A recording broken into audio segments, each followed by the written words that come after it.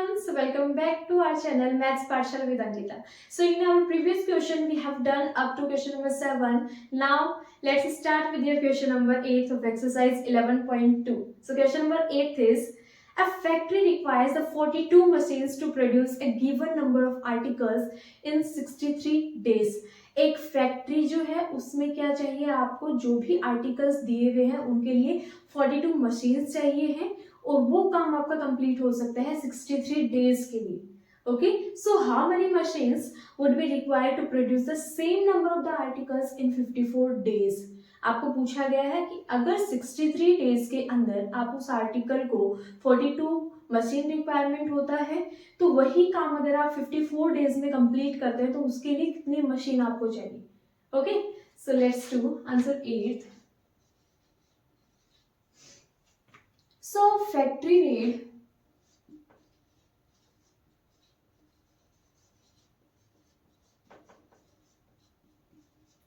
42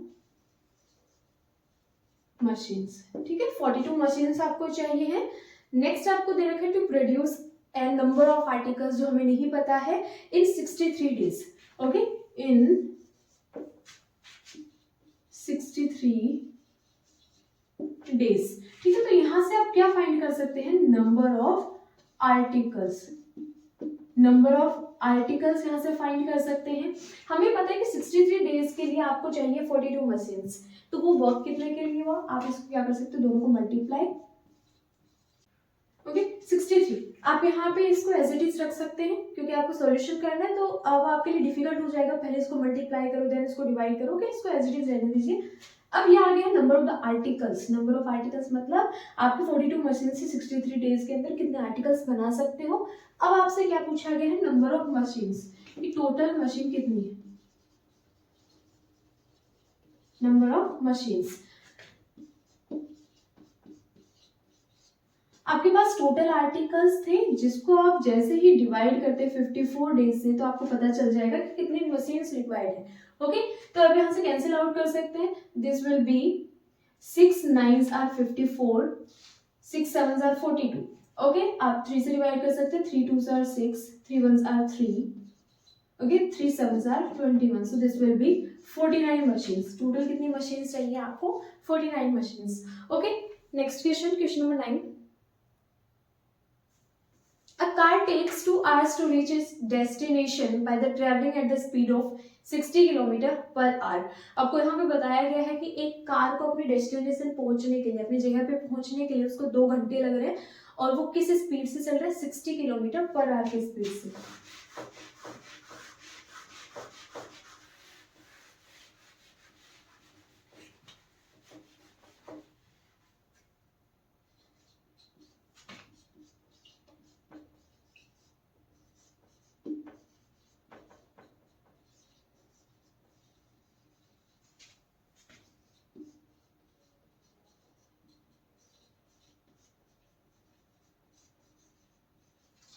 okay, 2 hours लग रहे हैं, 60 km/h लग रहे हैं.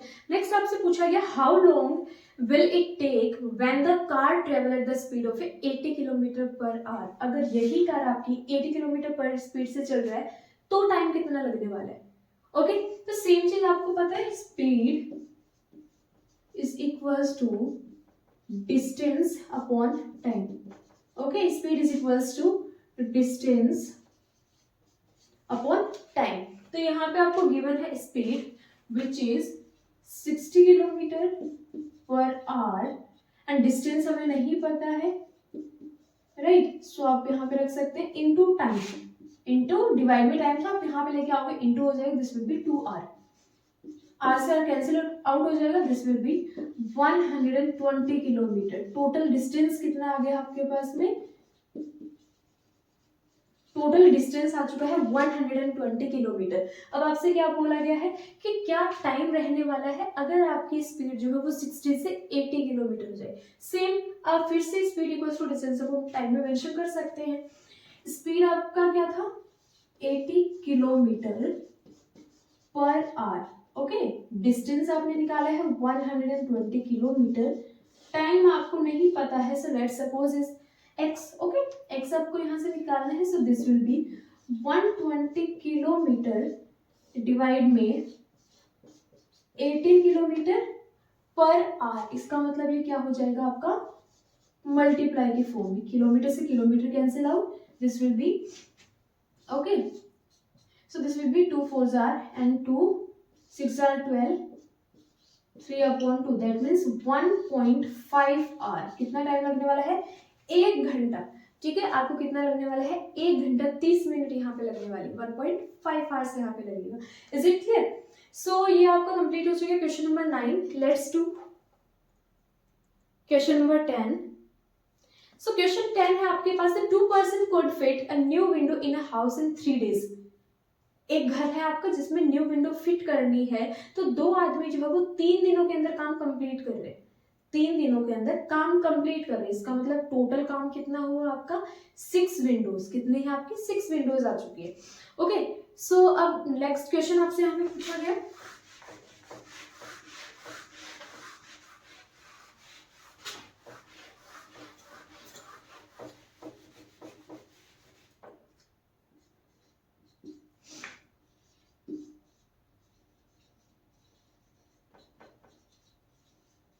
दो आदमी 3 दिनों के लिए काम कर रहे हैं, तो टोटल वर्क कितना हो जाएगा?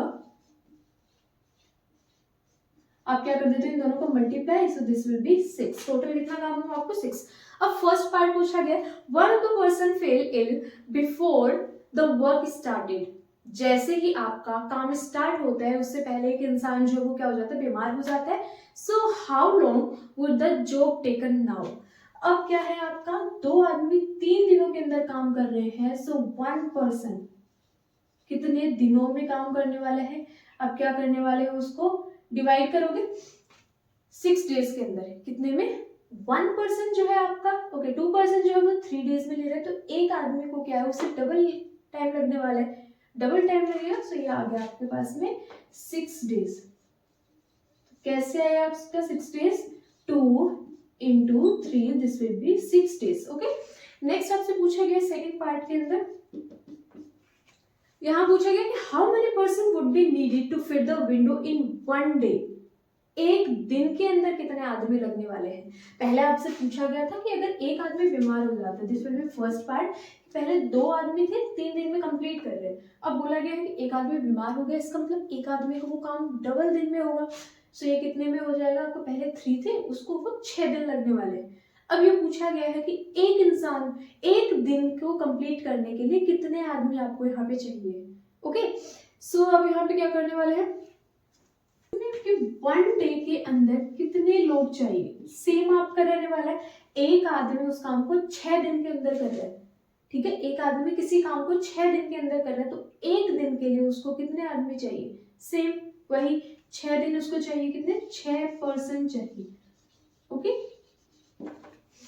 Next question, question number 11। So question 11, which is the last question of your exercise. Question 11 is a school has 8 periods a day. एक स्कूल जो है आपका उसमें क्या है? 8 पीरियड होते हैं एक दिन के अंदर।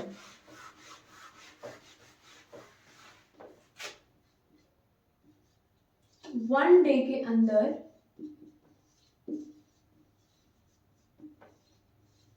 8 पीरियड्स होते हैं। Is it clear? So each of the 45 minutes duration, आपका 1 पीरियड जो है वो 45 मिनट्स का होता है। Is it clear? Okay, so next आपसे पूछा गया है कि how long would each period be if the class has 9 periods a day. आपको यहाँ पे बोला गया है कि अगर टोटल 9 पीरियड्स हो जाते हैं, सो वो कितना टाइम आपका लगेगा। ओके, कितने मिनट का होगा? If the school has a 9 periods a day, assuming the number of the school hours to be the same, और number of hours जो है वो बिल्कुल सेम रहने वाले हैं, तो 1 पीरियड जो है आपका वो कितने मिनट्स का आने वाला है? तो सबसे पहले हम क्या कर लेते हैं कि एक दिन के अंदर टोटल टाइमिंग कितने है? सो ये हो जाएगा 1 डे के अंदर। ओके, 1 डे के अंदर आपके 8 पीरियड्स होते हैं जो कि 45 मिनट्स के होते हैं, तो टोटल आपके पास आवर्स आ जाएगा 5 8s are 40, 4 आपके पास है, 8 4s are 32 and 36, so this will be 360 minutes, hour में कन्वर्ट करने के लिए you have to divide it by 60, so this will be 6 hours. Total कितना हुआ आपके पास, 6 आवर्स की स्कूल है। ओके, 6 आवर्स की आपके पास में स्कूल है। नेक्स्ट आपसे बोला गया है अब कि अगर 9 पीरियड्स होते हैं 6 आवर्स के अंदर, 9 कैसे करोगे आप, इसको मिनट्स में ही कन्वर्ट कर सकते हैं। सो मिनट्स में क्या होगा, 6 into 60, so this will B 9 से आप इसको डिवाइड करने वाले हो, 9 4s are 36, so each periods कितने के होने वाले हैं आपके, 40 मिनट्स के। इज इट क्लियर, हर एक पीरियड जो है वो कितने मिनट्स का होगा, 40 मिनट्स के लिए। So we have done your question number 11th of this exercise. We will start in your next video the new chapter according to your NCERT book.